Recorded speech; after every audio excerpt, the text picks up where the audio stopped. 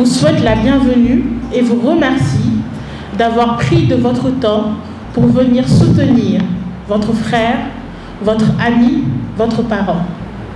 Pourquoi? Parce que c'est de ça dont on a besoin. C'est vrai que l'écriture est une démarche très solitaire. Quand on passe des nuits blanches, quand on est seul face à la muse, on est tout seul. Mais c'est bien, après avoir délivré notre message, de voir derrière des gens qui sont là, qui nous soutiennent. Et pour cela, nous vous remercions. Alors, comment cela va se passer? Nous allons tout d'abord donner la parole à Monsieur Mamdi Bidjouf, professeur d'allemand, qui va présenter l'auteur. C'est un ami de l'auteur. Ensuite, nous allons passer la parole à Monsieur Ababakar Sadir Top, de l'Harmattan Sénégal, qui va nous faire une note de lecture, qui va nous donner ses impressions, ses ressentis, tout ça pour vous permettre de connaître encore plus l'œuvre, si vous l'avez lu ou pas, mais d'entrer plus en contact, d'entrer plus en profondeur avec l'ouvrage. L'auteur aussi, M. Ali Khan, on va lui passer la parole pour qu'il nous livre ses impressions et autres. Et enfin, nous allons laisser la parole au public pour des témoignages. Alors, je sais que nous avons des contraintes de temps, mais Inch'Allah, tout va très bien se passer dans les meilleurs délais, on va dire. Donc, tout d'abord, je vais laisser la parole à M. Mamdi Bidjouf, professeur d'allemand, ami de l'auteur, pour qu'il nous le présente. Merci. Merci, Madame Faye. Bonjour à toutes et à tous. C'est un réel plaisir. C'est un réel plaisir pour moi d'assister à la cérémonie de dédicace de mon ami, d'enfant, de mon frère, je dirais plutôt, Ali Khan. Nous avons vécu beaucoup de choses depuis le collège jusqu'au lycée et jusqu'à maintenant. On continue de partager pas mal de choses. Donc c'est pour cette raison que je suis présent à sa cérémonie de dédicace de son premier ouvrage, comme l'a si bien dit Madame Faye. Le maire doit entrer dans le tunnel. Donc, encore une fois, c'est un réel plaisir et tous mes encouragements et félicitations à M. Ali Khan. Donc, je vais tout simplement essayer de faire la présentation de Ali Khan, même si ce n'est pas une présentation exhaustive. Je sais que c'est un peu difficile. Donc, Ali Khan est né en 1980 à Gossas. Après, la famille a déménagé à Joal-Fadouth, où il a commencé ses études, il a obtenu son certificat de fin d'année à l'école élémentaire Walidou. Donc c'est par la suite qu'il est allé au collège, au CM Lamine Senghor, là où on a partagé pas mal de choses, les tableaux bien sûr, où il a obtenu son BFM brevet de fin d'études moyennes en 1997. Et je dirais plutôt que c'est là où il a commencé à avoir l'amour de l'écriture. Parce que je me rappelle quand on était en quatrième, lui, un autre ami qui n'est pas malheureusement venu aujourd'hui, un certain Mamadou Sow et moi-même, on avait commencé à écrire un roman qui avait pour titre Le chemin de l'écolier, mais puisqu'on était encore jeune, donc on n'a pas pu terminer ce roman. Donc je dirais que c'est là où il a eu cet amour de l'écriture et son rêve s'est vu se réaliser avec son premier ouvrage. Donc quand il a eu le brevet de fin d'études moyennes au collège Lamine Senghor, il est parti au lycée Léopold Sédar Senghor où il a obtenu son bac en série S2 en 2001. Orienté donc à l'université Cheikh Anta Diop, plus précisément en sciences économiques, où il a obtenu sa maîtrise, option gestion des entreprises en 2007. Donc il a aussi obtenu son master en sciences économiques, option économie rurale en 2009 à la FASEC.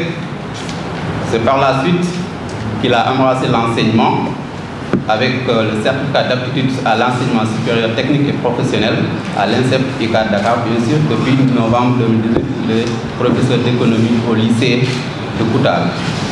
Donc voilà brièvement la présentation de l'auteur. Donc c'est par la suite qu'il a commencé bien sûr à écrire le premier ouvrage. Le maire doit entrer dans le tunnel, comme il l'a dit à Madame Faye, qui est son premier roman.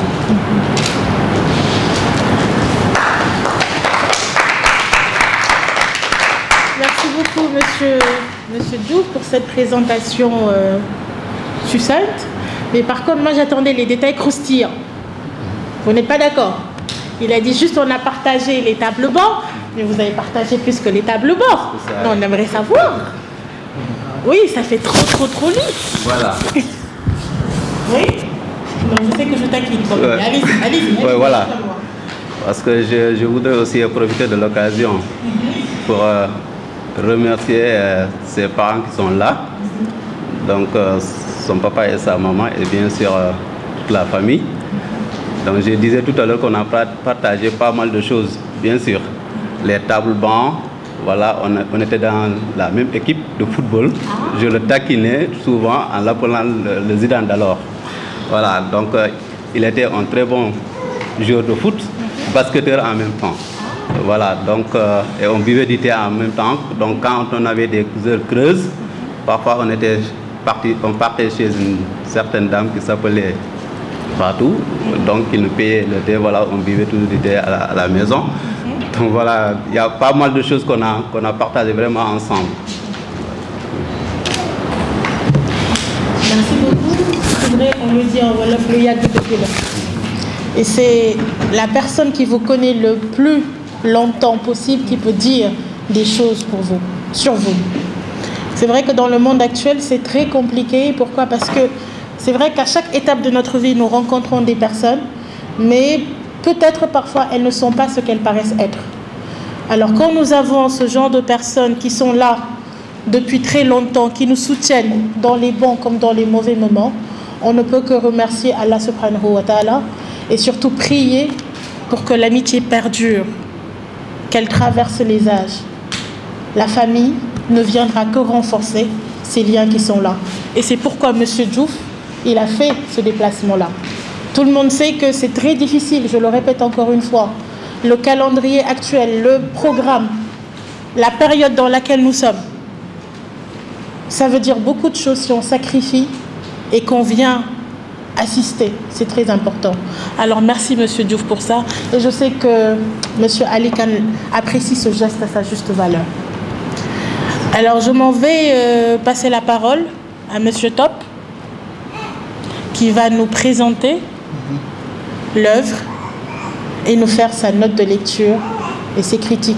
Et je sais que ces critiques seront constructives à l'image de la personne qu'il est. Monsieur Top, vous avez la parole. Merci beaucoup, Madame Faye. Bienvenue au public.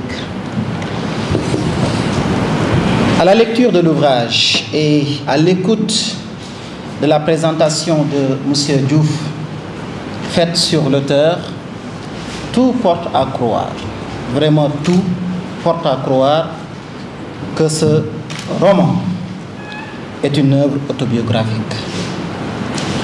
Dès lors, il faudrait que l'on essaie de définir ce qu'est d'abord une œuvre autobiographique.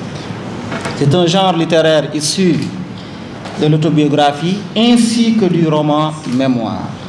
Le sujet est un personnage fiction dont la vie, narrée à la première personne du singulier, est assez fortement inspirée de la vie de l'auteur. À la différence du roman mémoire, ici, l'auteur, bien qu'étant lui-même le producteur du livre, est parallèlement celui qui raconte, c'est-à-dire le narrateur. Ali Khan s'est trouvé un personnage fiction du nom de Kader. Qu'est-ce qui me fait dire, par ailleurs, que cet ouvrage est une œuvre autobiographique? Gossas, où est né Ali Khan, c'est là qu'est né notre personnage principal. Joal, où a vécu Ali Khan, c'est là-bas également qu'en un moment de sa vie, Kader a vécu. Dakar, à l'université faisait la formation, c'est là également que Kader a vécu, y a subi, parallèlement, c'est le vécu de l'auteur. Et lorsque l'on suit un peu la trame de cet ouvrage, on se rend compte qu'effectivement, l'auteur exprime ses ressentis, exprime la situation que vit peut-être bien, beaucoup d'autres jeunes, plus jeunes que lui, mais également des jeunes de sa génération, d'autres plus jeunes que lui, qui ont eu à fréquenter l'université. Parce que le temps et l'espace dans cet ouvrage, c'est très important. Le temps et l'espace, c'est entre le présent de narration, c'est-à-dire l'imparfait, et Thiaroye vers l'université Cheikh Anta Diop, notamment Fazek. Donc l'auteur a bien campé son sujet. Il nous parle de la situation universitaire, de la situation d'un étudiant qui a bossé dur, vraiment dur, qui malheureusement n'a pas eu la chance d'avoir codifié, comme nous le disions souvent, c'est-à-dire d'avoir une chambre à l'université. Donc il était obligé de quitter Thiaroye pour venir à l'université. Et ça m'a rappelé moi-même, qui suis en train de vous parler. Il m'est arrivé lorsque j'étais au CESTI en formation. En première année, j'ai quitté Thiaroye-sur-Mer, notamment pour venir à l'université. Lorsqu'il disait dans le livre que Kader quittait le matin, c'est Kader qui quittait le matin vers 5 h du matin pour aller à l'université et assister au cours, ça m'a effectivement et justement rappelé ces moments que j'ai moi-même vécus, et par ailleurs, qui ne sont pas seulement les siens ni les miens, mais sont les moments de tout étudiant qui quitte la banlieue pour venir à l'université Cheikh Anta Diop. Donc c'est un partage d'expérience que toute personne s'y verrait sans doute, toute personne qui quitte la banlieue notamment. Mais dans ce livre également, on y voit un jeune homme qui est à la quête d'abord de son personnage, de son destin, qu'il essaie de coudre, qu'il essaie de suivre, tout en sachant qu'entre-temps, il y aura énormément de difficultés au regard de la situation du pays. Cette quête vers sa destinée, cette quête vers la réussite, cette quête vers la représentation de quelque chose. Il l'a essayé, il l'a tenté, il a vécu à l'université dans des moments extrêmement difficiles. Extrêmement difficiles. Le maître, le titre en tant que tel, lorsqu'on le voit de loin, on a tendance à croire qu'enseignant, il parle du maître de classe. Mais en réalité, M. Ali Kane ne parle pas du maître de classe. Ça, c'est la première impression que l'on a lorsque l'on lit le livre. Parce que la toute première, avant lecture, et la toute première, qui sera la seconde de façon générale, mais la seconde de façon particulière après lecture, c'est que on sent que Ali Kane ne parle pas du maître de classe, mais il parle du maîtrisard, celui qui a le master 2 en sciences économiques, qui maintenant doit entrer dans le tunnel. Mais quel genre de tunnel? Quel genre de tunnel? Là où il y a de l'encre, là où il y a de la clairière, là où il fait sombre, mais au moins là où il y a cet infime espoir que représente cette toute petite lumière qui sans doute lui a servi, ou bien lui servira de torche pour qu'il puisse continuer sa destinée. C'est ce qu'a essayé de nous raconter l'auteur dans cet ouvrage, à travers le personnage de Kader. Ce qui est extraordinaire, lorsque l'on lit également le livre, c'est le problème que rencontre tout jeune Sénégalais après sa formation. J'ai eu même à rire en lisant cette partie-là, parce que souvent, l'on a tendance à croire que, ou bien à dire dans les médias, dans nos sociétés, que ceux qui sont arrêtés et malheureusement emprisonnés, à leur sortie, on doit leur programmer une réinsertion sociale suivie d'une réinsertion professionnelle. Malheureusement, le problème de l'étudiant Après sa formation, il a une double insertion. L'insertion sociale, parce que la vie en cité, la vie à l'université, c'est une société toute particulière, qui peut être totalement différente de la société de façon beaucoup plus générale. Donc une insertion sociale. Et maintenant, l'insertion dans le monde professionnel, qui, ma foi, est un parcours de combattant. Et c'est ce qu'a compris sans doute Alékane, mais il ne l'a même pas compris, il l'a subi à travers le personnage de Kader. Il l'a vécu, il l'a senti, il sait de quoi il parle, c'est une expérience qui s'exprime. Le problème de stage dans la société professionnelle sénégalaise, l'étudiant, après des nuits et des nuits, des moments extrêmement difficiles de formation, où l'on a même du mal à trouver un encadreur, où l'on a même du mal à trouver ne serait-ce qu'une place pour quelqu'un qui quitte la banlieue pour entrer dans un amphi.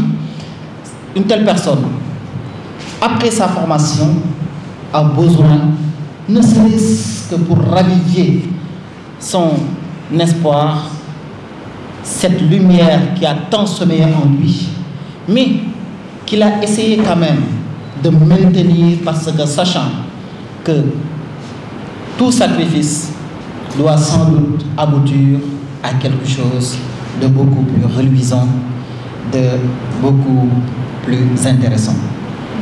Raison pour laquelle l'auteur a déposé dans les entreprises, les banques, les ONG, les grandes sociétés, non pas pour trouver du travail, mais ne serait-ce qu'être baigné dans l'atmosphère de l'entreprise, ne serait-ce qu'avoir le sens de ce qu'est le milieu professionnel. Malheureusement, il ne l'a pas eu. Donc ce problème d'insertion professionnelle pose problème. Ce n'est pas pour rien que j'ai commencé par la réinsertion professionnelle des détenus, parce que pour pouvoir réussir la réinsertion professionnelle, il faut d'abord réussir l'insertion professionnelle de ceux qui sont formés, qui ont déjà une base solide, qui ont déjà une formation. Mais lorsque l'économie ne marche pas, un spécialiste en sciences économiques aura du mal à trouver quelque chose qui lui permettra de pouvoir subvenir à ses besoins économiques.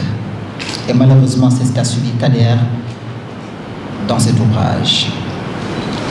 Mais la question de la formation pose problème, les difficultés que rencontre l'étudiant. Je connais un étudiant, un brillant étudiant. Et à la lecture de cet ouvrage également, cette partie notamment, je m'en suis souvenu. Un brillant étudiant qui malheureusement a été exclu à l'université. Vous savez pourquoi? Parce qu'en un moment, il quittait Keur Massar pour venir jusqu'à l'université. Et il a malheureusement accumulé énormément de retard, énormément d'absence, non pas pour défaut de résultats, mais puisque l'école, l'administration de l'école dans laquelle il se trouvait était très exigeante vis-à-vis des heures à respecter et voilà, de la régularité de l'étudiant. À la fin de l'année, il a eu une moyenne de 14, mais il a été exclu. C'est-à-dire qu'on s'interroge sur notre système éducatif, la formation, l'étudiant, ce qu'il subit. Bien souvent, ces étudiants qui quittent Keur Massar, qui quittent la banlieue de façon beaucoup plus générale, tous ces étudiants, le plus souvent, ont un dénominateur en commun. En plus de la banlieue, ou bien même ils ont des dénominateurs en commun. En plus de partager la banlieue, ils ont la pauvreté ensemble. Ils le subissent. Ils subissent l'insécurité ensemble. Ils le subissent. L'insalubrité, ils le subissent. L'argent facile, ils le subissent. Maintenant, faire face à tous ces dénominateurs et essayer d'aller à l'université pour étudier dans des conditions extrêmement difficiles, y arriver jusqu'à avoir le master, être maître dans son domaine, et au lendemain de cette consécration, c'est le mot, on va faire face au déluge, disons. On sera déçus. On va faire face à la déception. Je pense même à un titre d'ouvrage, de la consécration à la déception. Consécration parce qu'on a son diplôme, après tous les sacrifices qu'on a faits, mais la déception parce que la société telle qu'elle est organisée, telle qu'elle est façonnée, elle est échelonnée et hiérarchisée, de sorte que les pauvres, aussi bien formés, aussi bien organisés, butent devant le grand obstacle qu'est le mur mis en place par une société qui a hiérarchisé ses normes, sa façon de vivre et sa façon d'être, de sorte qu'on ne peut pas, ou bien difficilement qu'on arrive à atteindre ce sommet-là. C'est ce qu'a subi Kader. C'est ce qu'a subi Kader. Et à l'image de Kader, peut-être c'est un hommage à tous les étudiants issus de la banlieue que l'auteur nous a fait. Mais il ne s'est pas limité à nous raconter la vie de Kader. L'auteur est allé au-delà. Parce que lorsqu'on expose des problèmes, lorsqu'on expose des situations, en tant qu'intellectuel, on réfléchit sur des pistes de solutions. Mais quelle voie devrait-on mettre en place pour que, au moins, la solution ou les solutions puissent venir de nous-mêmes, nous, Africains. Nous, Africains. Il ne réfléchit plus en tant que micro-État, le Sénégal en tant que micro-État, mais à travers une coopération sous-régionale, une coopération régionale et plus tard une coopération continentale. C'est pourquoi il nous propose comme solution d'abord l'intégration africaine, c'est-à-dire permettre à des cadres de pouvoir circuler dans toute une zone de la sous-région sans pour autant subir les artifices des policiers, des forces de sécurité, qui souvent également posent énormément de problèmes dans les frontières. Kader aurait pu aller au Mali, en Guinée, en Côte d'Ivoire, au Nigeria, parce qu'on est dans l'espace CEDEAO, pour pouvoir se retrouver, pour pouvoir continuer son destin. Si nous avions une confédération telle que la Russie, l'Europe à travers l'Union européenne, peut-être Kader n'aurait pas à subir tout ce qu'il a subi, parce que son espace de quête, de demande et d'espoir est géographiquement limité vers Dakar. Pourquoi Dakar? Parce que Dakar, d'abord, c'est le lieu où se concentrent toutes les grandes entreprises. Et si tant est même qu'il arrive qu'il y ait d'autres entreprises qui ne se trouvent pas à Dakar, Kader n'a pas les moyens d'aller se déplacer, d'aller dans ces zones-là et y vivre, ne serait-ce que pour quelques moments. Et déposer. Et c'est cette situation que vivent aujourd'hui les jeunes. Mais dans ce livre, je ne sais pas quand est-ce il a été écrit, il y a un coup de génie. Il y a vraiment un coup de génie dans ce livre parce que l'auteur nous a fait des plaidoyers du sort et du ressort des jeunes. Que va-t-on faire de toute cette jeunesse-là? Ce que d'autres appellent bombe à retardement. Que va-t-on en faire? Mais on leur dit souvent d'aller se faire former. C'est une bonne chose, les jeunes doivent se former. On leur dit d'être endurants, d'être persévérants. C'est une bonne chose, les jeunes doivent se former, ils doivent être endurants, ils doivent être persévérants. Mais combien de jeunes formés, endurants et persévérants sont aujourd'hui à l'écart, mis à l'écart par la société? Est-ce donc la formation le problème? Est-ce donc l'endurance le problème? Non. Le problème se trouve autre part. Parce qu'il y a des jeunes qui sont formés, très bien formés même. Cette question mérite d'être posée. Mais pire, vous êtes l'avenir de demain.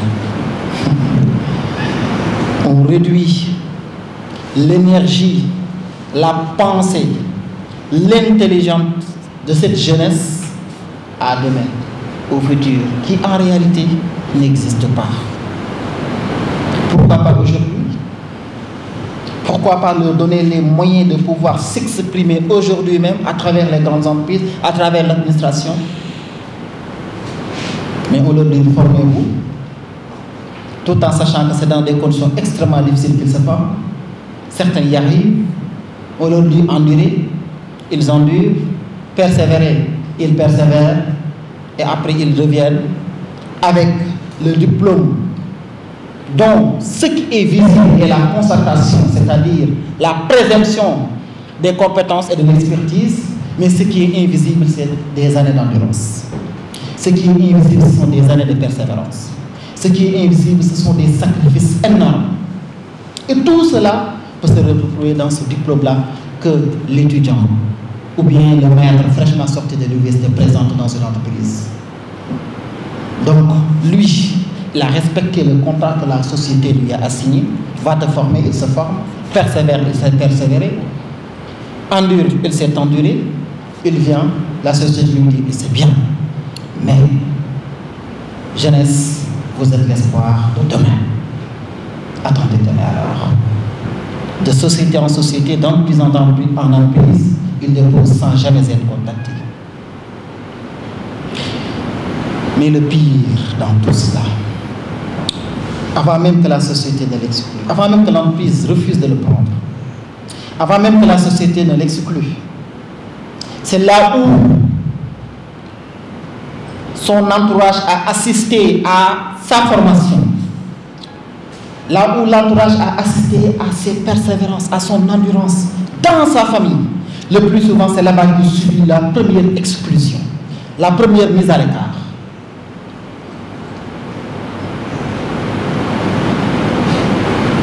Par conséquent, quelque chose frappe à la porte. C'est quelque chose, quelles que soient les formes que cela peut prendre, s'appellera l'argent facile.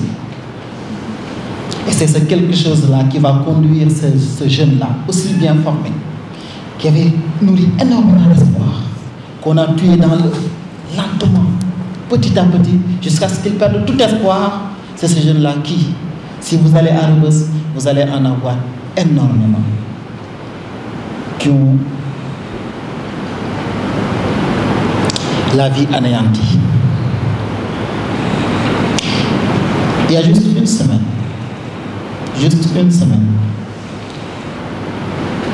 pour des raisons politiques, je devais être à Rebeuss pour rendre visite à certains. Mais je ne m'en suis pas limité. J'ai vu dans une bibliothèque un jeune homme qui avait un excellent niveau de langue, vraiment. Il me dit qu'on lui a chargé de gérer la bibliothèque de Rebeuss. Vous êtes payé? Non. Vous êtes là pourquoi? Parce que j'ai été arrêté à la suite d'une bagarre à l'université et on m'a condamné à 5 ans de prison. Une bagarre. Avec des étudiants politisés, naturellement. Ces étudiants aujourd'hui se trouvent en France. Lui, il est cantonné à Rebeuss. C'est la situation, c'est toute cette situation-là qu'a essayé d'expliquer Ali Khan dans son ouvrage. On nous dit que nous sommes d'une société solidaire où vraiment on s'entraide, mais dans cette société également il y a énormément d'hypocrisie, énormément de méchanceté, énormément d'injustice, énormément de difficultés. Ces jeunes que vous voyez là chaque matin sortir, aller à l'université, se faire former, que ce qu'ils soient, mais le plus grave c'est qu'ils soient à l'université ou même être formés dans un métier professionnel quelque peu précis, tous ont le même destin, ont le même sentiment de vouloir réussir. Ils se battent nuit et jour pour y arriver. C'est pourquoi je vous dis que dans cet ouvrage, et c'est par là que je vais terminer parce que j'ai pris la parole pour...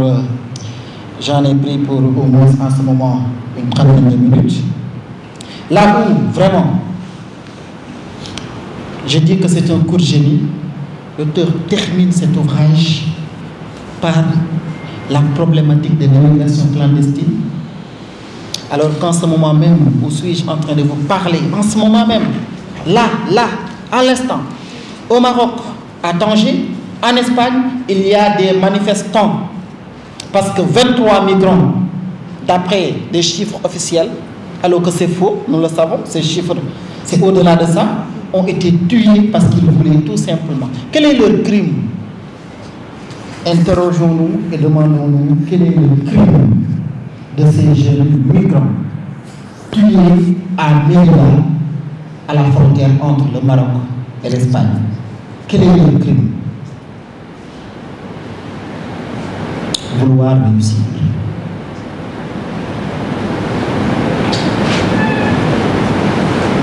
Ils ne veulent pas voler, ils ne veulent pas agresser. Ils veulent réussir. Ils veulent symboliser quelque chose. Parce que Karl Marx l'a dit, l'existence de l'individu à travers le capitalisme, puisque nous sommes dans une société capitaliste, dans toutes les sociétés du monde par ailleurs, l'existence de l'individu se détermine par l'avoir. Quand tu as, tu es. Quand tu n'as pas, tu n'es pas. Et pour être, il faut avoir. Ces jeunes veulent être.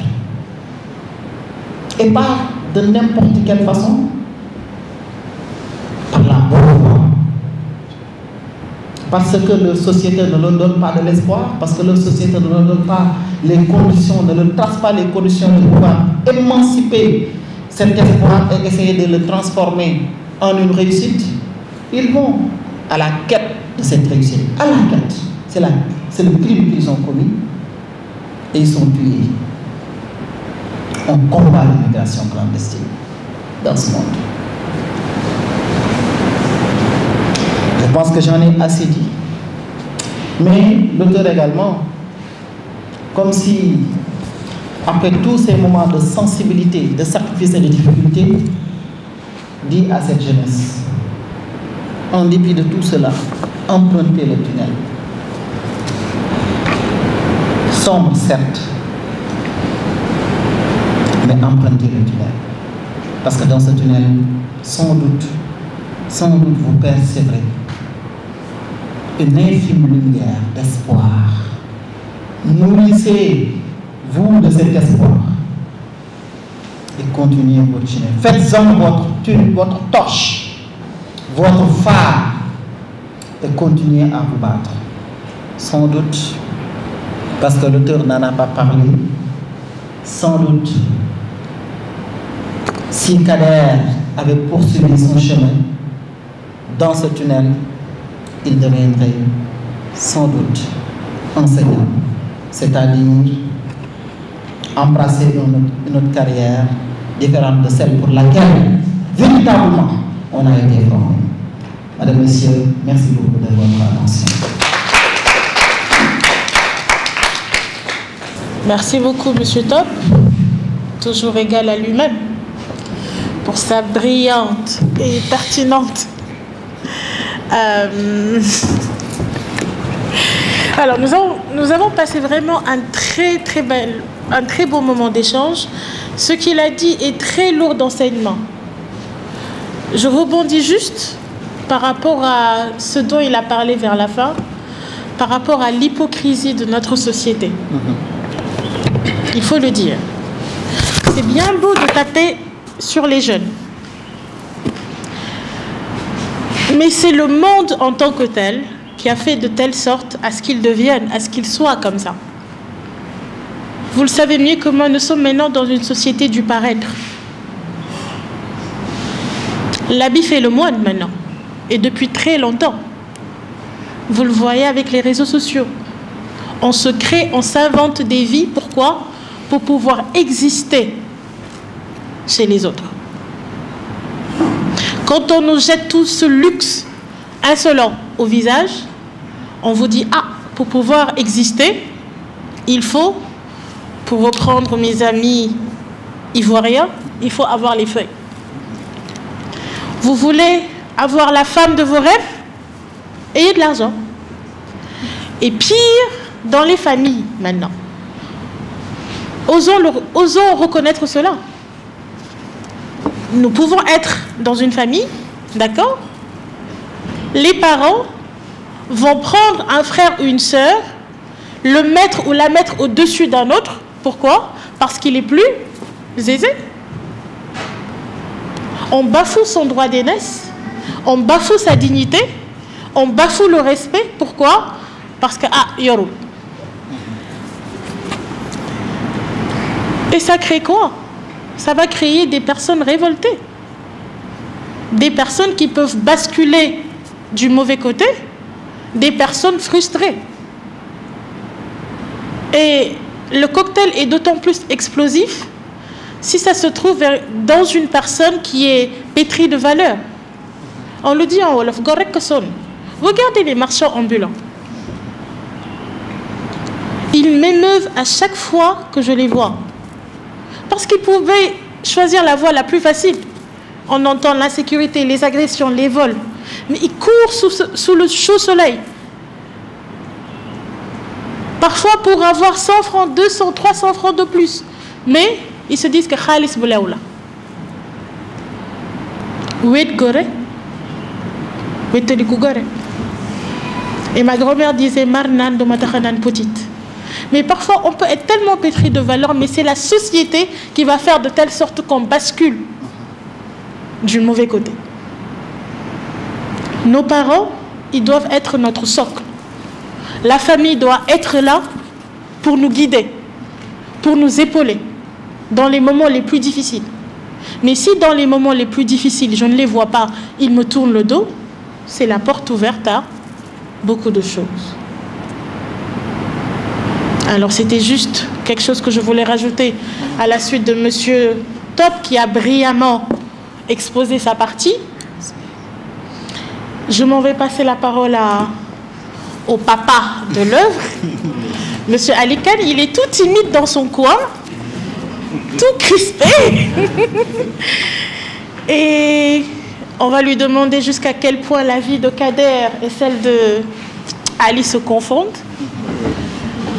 Comment est née l'idée de cet ouvrage? Qu'est-ce qui vous a motivé derrière? Très important. Vous avez la parole. Bonjour à tout le monde. D'abord, je vais commencer par remercier tous ceux qui sont venus, d'abord avec mes parents qui sont venus depuis Joal pour venir jusqu'à Dakar pour donc assister à la cérémonie. Ensuite, je me suis avec ma grande sœur aussi, Madame Khan, qui est venue, ainsi que son ami Moïmouna Sonko, et mes cousins aussi qui sont là, Djenaba, ma femme et ma fille aussi. Mes nièces qui sont venues, mon cousin aussi, Luki, Bouhari Koulibaly, mes amis et collègues, Hassan Khan, Oustaz Mbaye, vraiment, ils ont fait le déplacement de Kaolack à Dakar, pour seulement donc assister à la cérémonie. Donc vraiment, je vous remercie beaucoup. Ensuite, j'ai aussi mon ami aussi d'avance, Mamdi Diouf, qui est venu depuis Khombol à Dakar, seulement pour assister à la cérémonie. Ensuite, j'ai aussi M. Top, qui a vraiment donc présenté le livre. Il a tout dit. Vraiment, il a tout dit du début à la fin. Je ne sais pas comment il a fait, mais il n'a rien laissé. Il a tout dit, quoi. C'est comme s'il a lu dans mes pensées, en fait. Bon. Vraiment. Ensuite, j'ai aussi Mme Faye. C'est elle, bon, je veux dire, c'est elle qui a corrigé le roman, vraiment. Elle a tout corrigé. Bon, c'est elle qui a fait, je dirais même, le travail du livre. Même je le dis, on va échanger ensemble. Il m'a dit non, quand fais-moi confiance, je sais ce qu'on va faire. Donc c'est elle qui a fait que le livre donc était vraiment donc parfait, a été très bien fait, vraiment. Et c'est mon premier bébé aussi, vraiment. Comme l'a dit Maman Diouf, quand on était au CEM, en 1996, on avait commencé à écrire un roman. Malheureusement, le livre n'a pas été publié, malheureusement. Mais néanmoins, moi, je vais continuer à écrire. Je vais continuer à écrire parce que l'écriture, ça a été ma passion depuis le collège, je dirais. Et je pense que donc, après, j'ai réussi à publier un roman en 2021. Voilà. Vraiment. Donc, je dirais que bon, pour une première fois, donc, je dirais que bon, c'est une réussite, vraiment, c'est une réussite parce que le livre a été partagé, vendu même à Paris, en France. Donc je dirais que c'est une réussite.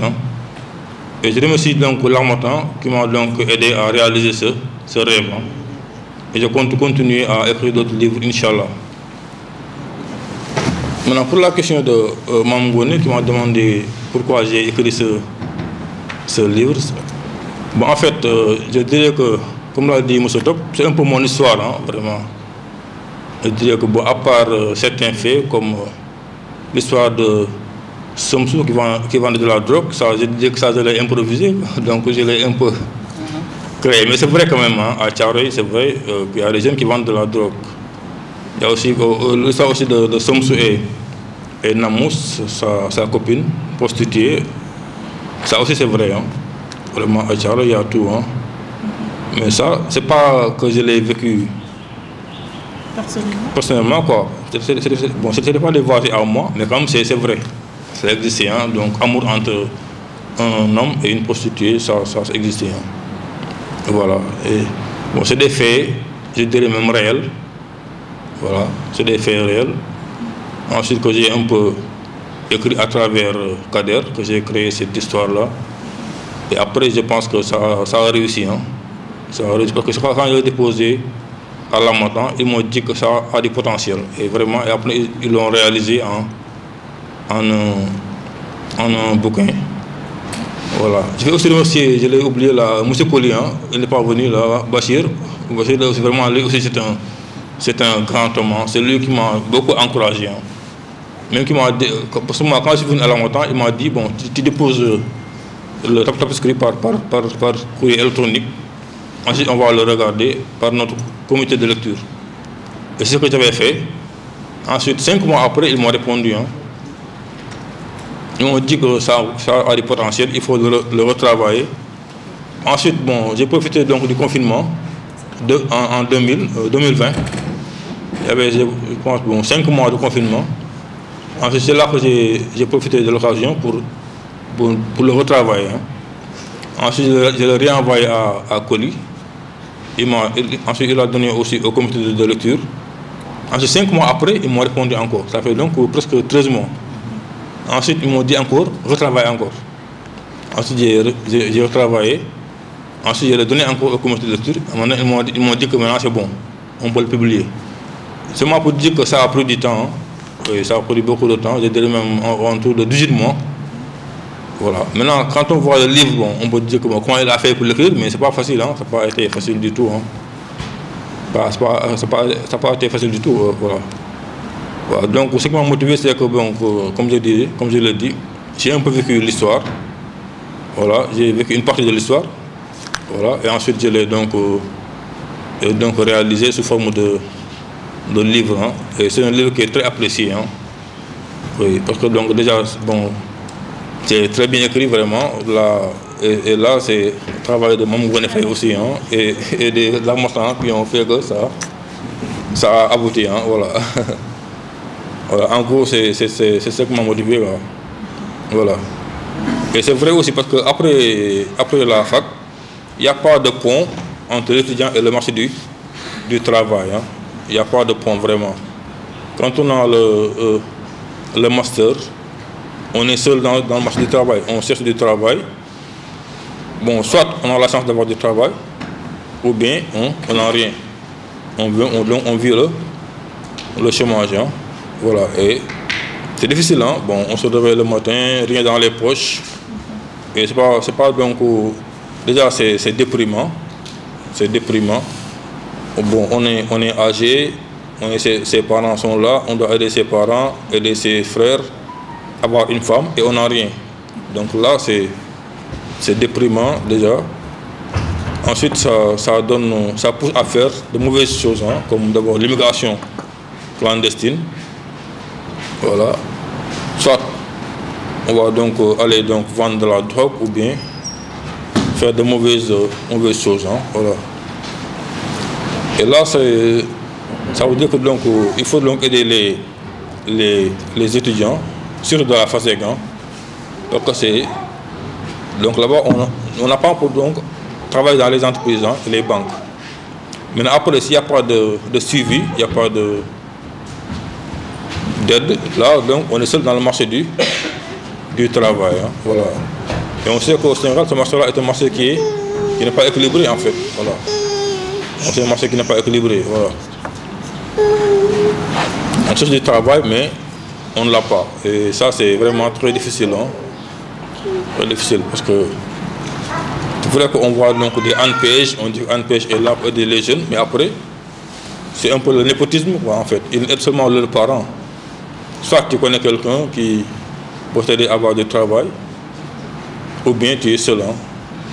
Tu es seul, tu n'as rien. Voilà. Et je pense que là, c'est le moment que, pour les autorités de faire quelque chose, en fait, aider les étudiants à entrer dans le marché du travail, avoir leur premier emploi. Voilà. Voilà. Et vraiment, depuis des années, donc c'est un problème qui est même récurrent, en fait. Voilà, on le vit et on le revit. Et chaque président qui vient, bon, on voit donc la même chose. Hein. Voilà, on vit donc les mêmes choses. Voilà, donc il y a les chômeurs chaque fois. Bon, ils viennent, ils font des promesses, après donc il n'y a rien en fait. Voilà, y a rien. Donc chaque fois donc les cadres, il y en a donc des milliers au Sénégal. Hein. Il y a des milliers, voilà. Bon, on ne sait pas quand est-ce qu'il y a, comme je dirais, le bout du tunnel. Hein. Bon, chaque fois donc tu les mets dans les tunnels, oui, ça c'est vrai. Hein. Voilà, c'est pas quelque chose d'inventé. Hein. Voilà. Donc c'est une réalité que vivent les jeunes d'aujourd'hui. Hein. Voilà, c'est une réalité que vivent les jeunes. Maintenant, on ne sait pas quand est-ce que cela va s'arrêter. Comme récemment, on a vu donc là-bas, je dirais même le génocide de Maroc, les jeunes qui sont tués parce qu'ils voulaient seulement aller travailler. Oui, comme l'a dit M. Top, bon, ce ne sont pas des assassins ni des criminels, ils voulaient seulement donc aller travailler ailleurs. Maintenant, ils ont été assassinés. Voilà. Et peut-être qu'il n'y aura pas de sanctions, peut-être qu'il n'y aura pas de suite. Oui, maintenant, bon, on ne sait pas ce qui se passera, mais de toute façon, bon, maintenant, nous aussi, il faut en parler, hein, il faut parler de ce qui se passe. Même si bon, on ne peut rien, on en parle, ensuite.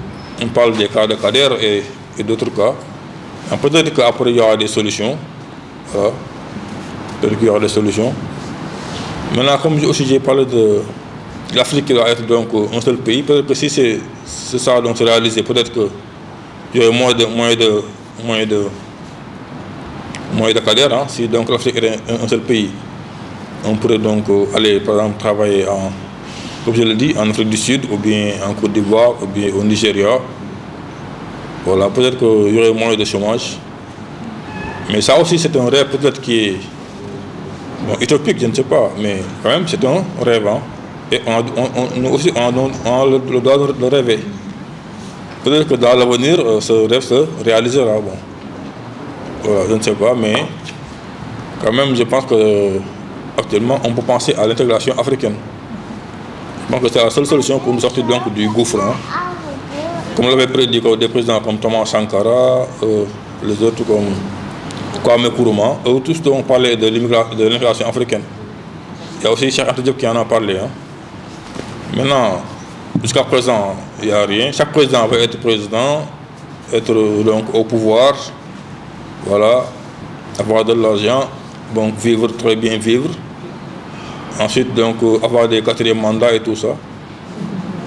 C'est pour ça, donc, peut-être qu'ils ne veulent pas que l'Afrique soit donc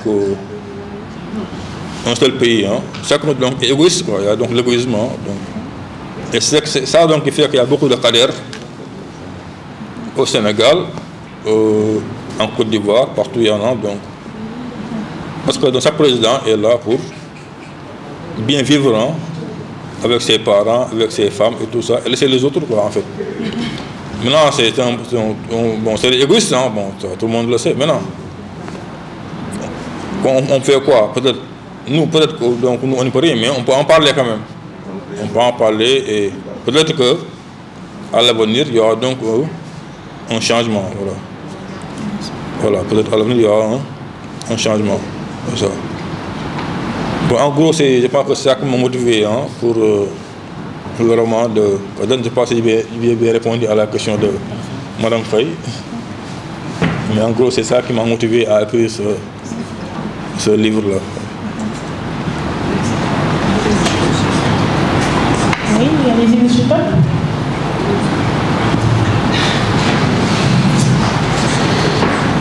En fait, quand il parlait, je me suis souvenu j'ai essayé de regarder la salle et j'ai essayé également de prévisualiser la vie de Kader, le livre. Je ne sais pas, j'ai le sentiment que cette cérémonie, elle n'est pas hypocrite. Il y a une certaine spiritualité dans cette cérémonie. La cérémonie telle que la salle est là, elle ne pouvait être meilleure. Elle transcrit exactement ce qui se trouve dans le livre. Exactement. S'il y avait des ministres, des DG, des Toutikambi, tout cela, cette cérémonie ouvre un trafic d'esprit. Telle qu'elle se présente ainsi, c'est telle qu'elle respecte totalement l'esprit du Seigneur. D'où la spiritualité. Parfois on oublie des choses, mais on ne maîtrise même pas finalement. Ce livre-là, au-delà de la véracité que l'auteur y raconte, il y a une certaine spiritualité qui prend de la hauteur, parce que ce n'est pas nous qui organisons ce que peut faire l'auteur, ce que peut faire avant. Souvent, c'est d'envoyer des invitations, que les gens viennent, mais plus il parlait, plus je réfléchissais au livre, plus à la réalité et je regardais la salle. Je me suis dit, donc, je viens de comprendre que cette cérémonie a une bonne dose de spiritualité. Soyez très fiers, M. Kane.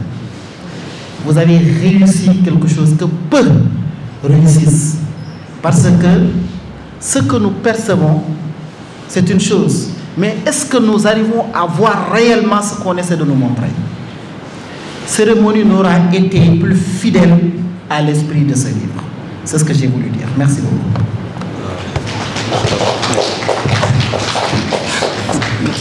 Et il a parfaitement raison. C'est l'auteur quand même. Oui. Voilà.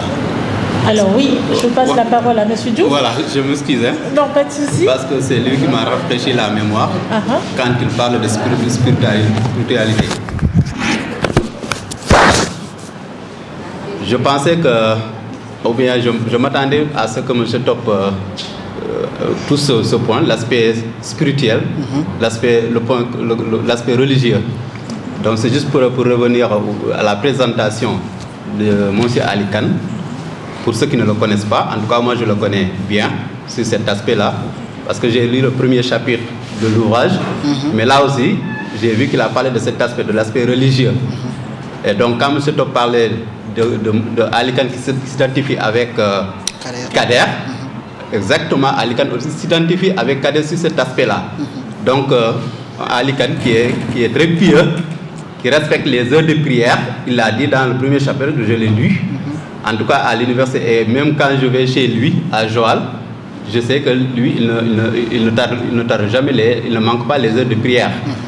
Et en bon Tidjane, je le dirais, donc il respecte aussi tout cet aspect-là, donc les Wasifa et autres, et les 8 Tidjane qu'il a énumérés dans le premier chapitre. Donc voilà ce que je voulais ajouter. Donc Ali Kane qui s'identifie aussi sur cet aspect-là avec Kader. Excellent, je comprends mieux alors. On n'aurait pas pu faire meilleur témoignage sur l'homme. Ce qui nous amène à notre troisième partie. Troisième ou quatrième? Dernière partie. Les témoignages ou les questions. Alors avant de vous donner la parole, si l'un d'entre vous aimerait dire quelque chose, c'est l'occasion. S'il vous plaît. Alors excusez-moi, aujourd'hui c'était pas prévu que je vienne présider, donc on l'a décidé au dernier moment et il y a eu ces petites contraintes. Alors, moi j'ai connu... C'est bon? 3 personnes maximum, d'accord. Alors, on vient de me signaler que pour les témoignages, on aura besoin de 3 personnes au grand maximum. Alors, si vous pouvez vous concerter entre-temps, d'accord? Et moi, je prends l'initiative, d'accord, de faire un petit témoignage. C'est vrai que je ne le connais pas, Ali, depuis très longtemps. Comme il a dit, il a déposé son ouvrage à l'Harmattan. Alors, à un moment, le comité de lecture lui a dit que c'était à retravailler. Donc, on l'a mis en rapport avec moi pour travailler sur le livre. Et je le lui ai dit, et je le répète ici, devant ses parents, devant ses amis, devant tout le monde, que ça a été un réel plaisir de corriger l'ouvrage. C'est vrai qu'il est très généreux. Quand il a dit c'est tellement bien fait, c'est grâce à moi. Mais non, je n'ai juste fait que mettre en lumière ce qui était déjà là, en fait. Il a cette graine, ce potentiel. Il sait raconter. Et le fait de savoir raconter, ce n'est pas simple. Pourquoi? Parce que quand on lit un ouvrage, on doit être plongé dans l'ambiance de cet ouvrage-là. Vous devez, dans votre tête, vous représenter les décors, l'ambiance, les personnages. Et il a réussi à non seulement nous faire vivre tout ça, mais il a réussi à nous faire épouser le destin de Kader. Et ce destin devient universel, comme M. Top l'a dit. C'est vrai que Victor Hugo le disait, on l'a tous appris à l'école, quand je vous parle de moi, je vous parle de vous à insensé qui croit que je ne suis pas toi. Il a écrit un ouvrage, certes, qui s'identifie à lui, mais tout le monde peut s'y identifier, effectivement. On se voit en Kader. Kader vit en chacun de nous. Pas seulement par rapport à l'université, mais par rapport à ses déboires, par rapport à la famille, par rapport à tout ce qui l'entoure. Ces questionnements, on a tous vécu ce genre de questionnement à un instant, à un moment de notre vie. On s'est posé des questions, des portes étaient fermées, peut-être des fenêtres, mais il y avait la petite voix derrière qui nous disait « continue, continue ». Et c'est pourquoi j'ai beaucoup aimé la référence du titre du livre, pour ceux qui sont fans du Seigneur des Anneaux comme moi, avec, non c'est vrai que c'est remis au goût du jour il n'y a pas si longtemps, donc je passe les détails, avec Gollum, Sméagol, qui a dit au maître de l'anneau, oui, le porteur de l'anneau, le maître doit entrer dans le tunnel. Et quand Frodon est entré dans le tunnel, il en a vécu des choses. Et pourtant après, à la fin, à la toute fin, il y a eu la libération. La vie est faite de haut et de bas. La vie n'est pas une boîte de chocolat. Et ce n'est pas à nous de décider est-ce qu'on va vivre les bons moments ou les mauvais. Non. Pourquoi? C'est notre destin. Des obstacles que nous allons vivre. Des épreuves. Mais le plus important, c'est que l'on tire des leçons de ces épreuves. Pourquoi? Parce que nous ne sommes que le résultat de nos expériences. Une expérience, qu'elle soit bonne ou mauvaise, est toujours bonne. Pourquoi? Parce qu'elle nous fait comprendre des choses que l'on ne comprenait pas avant. Elle nous fait réaliser, peut-être sur le coup ou bien plus tard, elle nous fait réaliser quelque chose qu'on ne savait pas. Et on en sort toujours grandi. C'est vrai que c'est compliqué quand la vie nous donne coup sur coup. Que peut-être qu'on ne voit pas le bout du tunnel. Mais il sera là. Et Top l'a dit.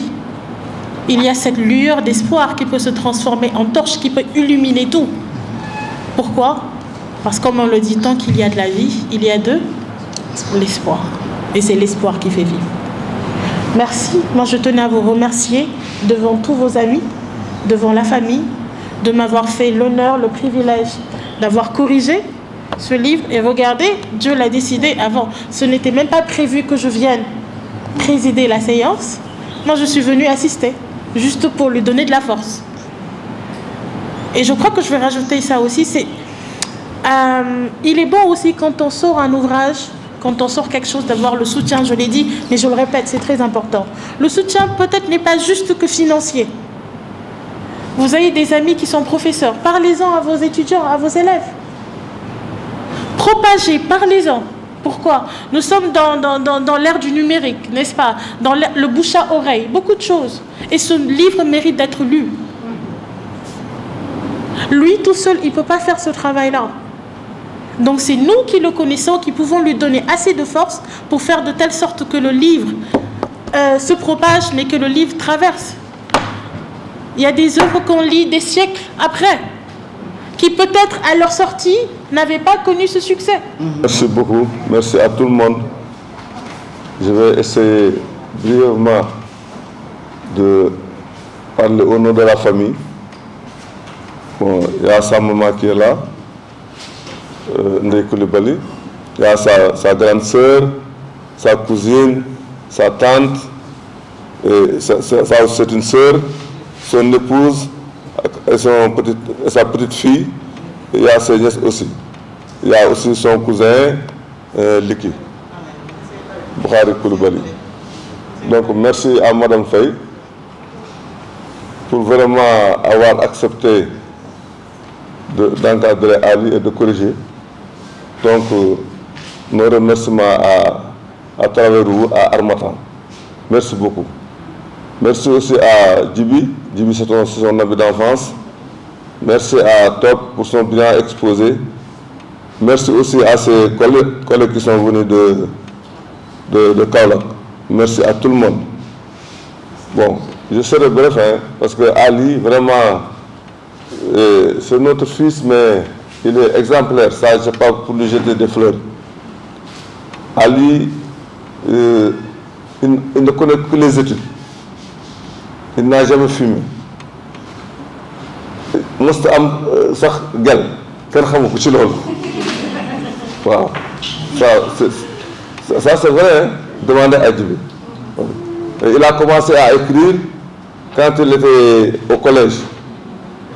Bien étant scientifique, il aime la littérature et vraiment nous l'encourageons dans ce sens. Bon, vraiment on est très content. Je remercie tout le monde. Je remercie tout le monde. Et je prie pour que le bon Dieu élève le drapeau très haut, le flambeau Harmattan. Vraiment, vraiment. Amen ya Rabbal Alamin. Merci beaucoup.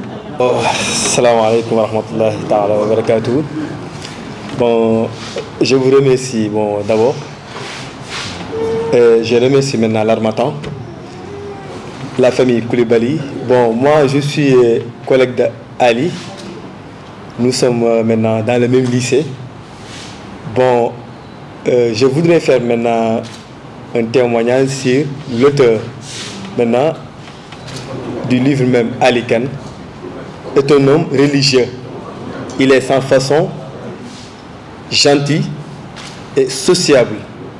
Bon, à la lecture de son œuvre, on y trouve que M. Kane parle ou retrace maintenant des pistes importantes qui ont été vécues maintenant à l'heure actuelle. Moussa Top l'a disait tantôt maintenant, concernant l'immigration clandestine, entre parenthèses, Barzak ou Barzak, et autres maintenant angles. Aussi, son ami d'enfance, Djibi, c'est la première fois, on ne s'est pas connu. Bon, et ravi de faire votre connaissance tout le monde. Madame Ngone Faye, bon, bien vrai que l'oisiveté abrite l'esprit, bon, ainsi va la vie. Bon, et je vous remercie maintenant infiniment et je remercie encore l'Harmattan. Maintenant, wassalamu alaikum wa rahmatullahi ta'ala wa barakatuh. Bonjour à tous, je me présente, Diana Koulibaly. Je suis la cousine de Paali. Cousine, c'est mon cousin, c'est mon ami, c'est mon frère qui m'a beaucoup aidé. On a vécu ensemble à Thiaroye. Et franchement, c'est avec un grand plaisir ce que j'ai au cœur pour dire sur lui. Je ne peux pas l'expliquer parce que c'est quelque chose qui est ici. On a vécu ensemble. Quand il est venu à l'université, jamais, je n'ai vu quelque chose de mauvais sur lui. Je parle ma main sur le Coran. C'est ce que j'ai connu de lui. On a vécu à Thiaroye jusqu'à ce qu'il ait son master 2. Après, j'ai vécu avec lui à Joal. Donc, je le connais bien parce qu'on a vécu ensemble. Et si je n'ai pas l'habitude de parler en public, mais si je viens ici sans dire quelque chose, non, ça là, il ne fera jamais me le pardonner. Parce que je parle en connaissance de cause. Moi, je suis rentrée hier de Thiès à Joal à 22h. Je me suis réveillée à 5h du matin. Parce que je me suis dit que même si j'allais mourir, moi je vais venir ici. Si je fais ça, parce que je connais l'homme. Et ce qu'il a écrit là, c'est le vécu de tout et de tous. Moi, lui c'est mon exemple typique de l'échec de nos politiques publiques en jeunesse. Parce que Paal, il ne connaît que apprendre S'il sort, c'est pour faire les ablutions. À chaque fois, il est sain. Quand il sort, quand il était là-bas à Dakar, chez nous, quand tu le vois dehors, c'est pour faire l'ablution, prier. À part ça, il est toujours dans ses études. Franchement, ça là, on a vécu. Et pour moi, c'est un modèle. Et franchement, on est tous fiers de lui. Et en plus, comme on dit, il a sauvé l'honneur. Parce que lui, il m'a appris les maths. Moi, j'avais fait la CES jusqu'en première, j'ai viré en L2. Donc, pour un scientifique, moi, c'est la première. Quand j'ai vu l'ouvrage, c'est la première impression qu'il m'a donnée. Parce que c'est très rare de voir un scientifique. Franchement, c'est un exploit. Écrire une si belle œuvre, franchement, toutes nos félicitations, nos encouragements, franchement, et nos prières. Et on veut lui témoigner tout notre fierté à lui, franchement. C'est une grande fierté de venir ici, franchement, au dédicace du livre. Et tout ce qu'il a écrit là, c'est son vécu. Et il a vécu beaucoup plus que ce qu'il a écrit. Mais en résumé, c'est tout ce que les jeunes sénégalais. C'est la triste réalité, quoi. Mais de toute façon, il faut toujours essayer. Moi, je me suis trouvée dans des situations difficiles que je ne croyais que jamais je ne vais m'en sortir. Un jour, il m'a trouvé. Il m'a dit, Dieynaba, tout ce qui ne te tue pas te rend plus fort. Et jusqu'à présent, c'est ce que je vis. De toute façon, quoi qu'il puisse arriver, il faut entrer. Peut-être le résultat viendra au bout de l'effort. Il ne faut jamais se décourager. Donc, je vous dis un grand merci. Ah, pardon, peut-être. Mais on a essayé de dire quoi. Ah, merci beaucoup. Assalamu alaikum wa rahmatullah. Bonjour tout le monde. Je vais commencer d'abord par me présenter. Parce qu'Ali Khan ici présent, sûrement on se connaît depuis au moins 2 ans ou 3 ans. On ne s'est jamais vu, on se parle au téléphone, on s'envoie des messages.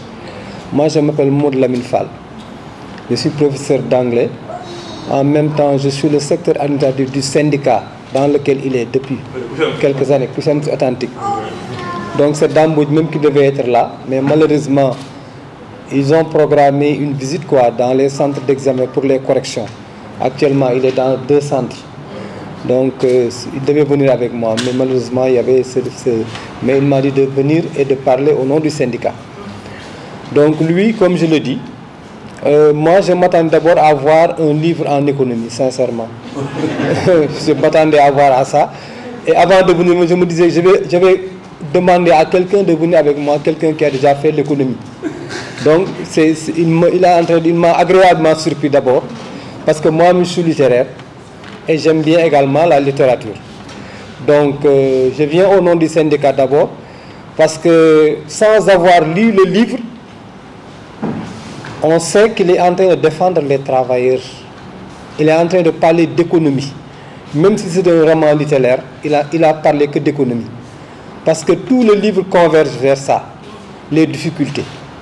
Et comment régler les difficultés et les propositions. Donc, c'est un livre que les gens doivent lire. Bon, l'autre recommandation que j'ai également prise, c'est celle que vient de donner Mme Ngoné Faye, madame, de dire qu'il fallait informer tout le monde, les élèves, les étudiants.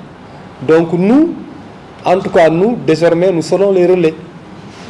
Je sais que déjà au niveau du syndicat, nous avons 6 groupes d'enseignants. Dans chaque groupe, il y a au moins 250. Lui, il fait partie dans un groupe. Donc tout le monde aura l'information aujourd'hui. Et également, les gens vont acheter le livre. Pour commencer, moi, je vais acheter le livre tout de suite, Inch'Allah, avant de partir. Et je vais également diffuser dans le groupe et demander aux collègues littéraires également d'avoir le livre et de partager pour que nul n'en ignore. Parce que moi-même, je pensais que j'allais voir de l'économie. Et je ne suis pas très fort en mathématiques, comme madame l'a dit. Donc j'aurais besoin de quelques cours de mathématiques pour ça. Vraiment, donc nous vous remercions et nous vous encourageons également par rapport au travail. Et nous vous demandons également de publier un second livre parce que je vois qu'il y a une fenêtre qui est là, qui est ouverte, mais il faudra la prolonger. Parce qu'on sait qu'il y a des choses qui restent, quoi. Vous avez commencé, mais il y a des choses qui restent. Donc ces choses-là, nous demandons vraiment, aujourd'hui nous sommes en 2022, on vous demande dans 2 ans ou dans 3 ans de nous amener un autre roman.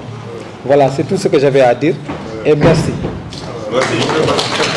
Professeur en économie, il m'a eu l'année passée en seconde, cette année-ci en première. Bon, toutes mes félicitations à lui. Oui, merci. Et je peux copier sur lui aussi. Merci beaucoup.